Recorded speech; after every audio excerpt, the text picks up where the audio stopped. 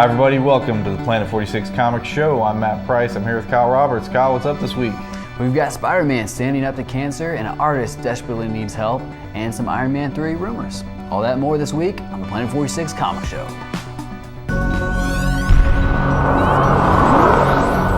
So yeah, first topic, Spider-Man standing up to cancer. We got a t-shirt run.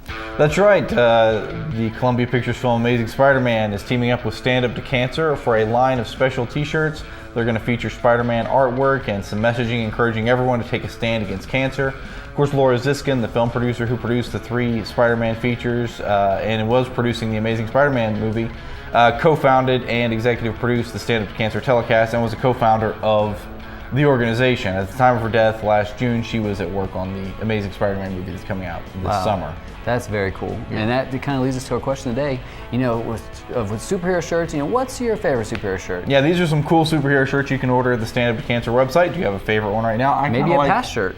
I kind of like my Art Adams X-Men t-shirt. Yeah? I have an Iron Man shirt. I really like that. There you go. So yeah, so let us know in the comments below. All right, very cool. Finally, next up, we got Oliver Gnome. Yeah. And he's having some problems right now. Yeah, we are going to encourage everybody to go help him out. He drew Kid Flash Lost with Sterling Gates, who's a writer, a guy from Oklahoma. And Oliver Gnome recently announced he's facing a brain tumor. He has no health insurance, and he's trying to raise some cash for the procedures. So you can go to his art dealer's website at moregreatart.com to buy art from Gnome through his art dealer, Mike Alexander. And, that'll help him raise money to take care of this. Definitely. And then as a kind of a switch to all this, we've got some pretty awesome Iron Man 3 rumors. This is kind of crazy. Some possible spoilers ahead with some set photos from Iron Man 3 revealing a possible new villain. ComingSoon.net shows James Badge-Dale dressed in what looks like the costume for the Iron Patriot. Remember from the Dark Reign stuff with Norman Osborn.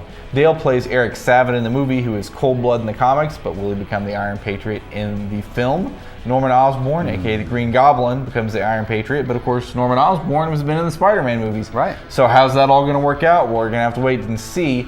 Bing Kingsley is set to play a villain in the film. Some people are saying that's the Mandarin, and Guy Pearce has signed on as genetic scientist Aldrich Killian.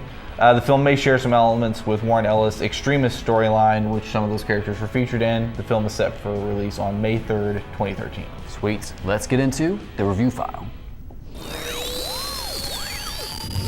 First up, we've got Batman's first annual of the New 52 series, #1. That's right. This is Scott Snyder writing with James Tynion IV.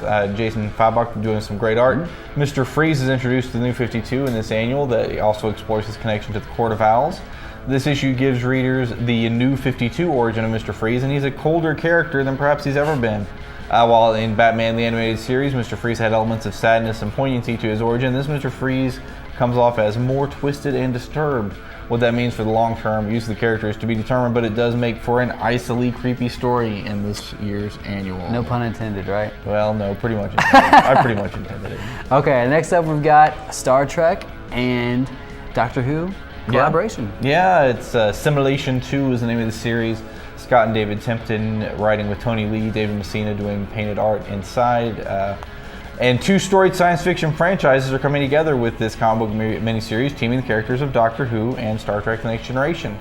Released by IDW Publishing, of course, in conjunction with BBC and CBS. The villains of the piece are the 2 mechanized races that have long made trouble for the heroes, the Borg and the Cybermen. Of course, these 2 groups have united in this story, and the galaxy is at stake. Of course, it would be. In the series, Captain Jean-Luc Picard and the crew of the USS Enterprise join forces with the Doctor and his companions in a very interesting crossover that should appeal to 2 different groups of science fiction fans. Sweet. And then finally, Wolverine and the X-Men #11. This is part of the Avengers vs. X-Men. That's series. right. Jason Aaron and Nick Bradshaw doing this, and it's a very cool, action-packed issue. Kid Gladiator, he wants to come back and take on the Avengers. Hope is struggling with the Phoenix Force, and we've got the Red Hulk and Iceman throwing down in a battle-heavy issue. Wolverine and Hope have to work together in this issue to protect Hope from some intergalactic bounty hunters.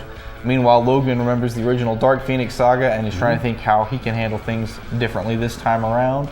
But very action-packed, great art by Nick Bradshaw, another fun one. Sweet. What's your pick? I'm going to go with the Batman Annual. That's probably the top pick of the week.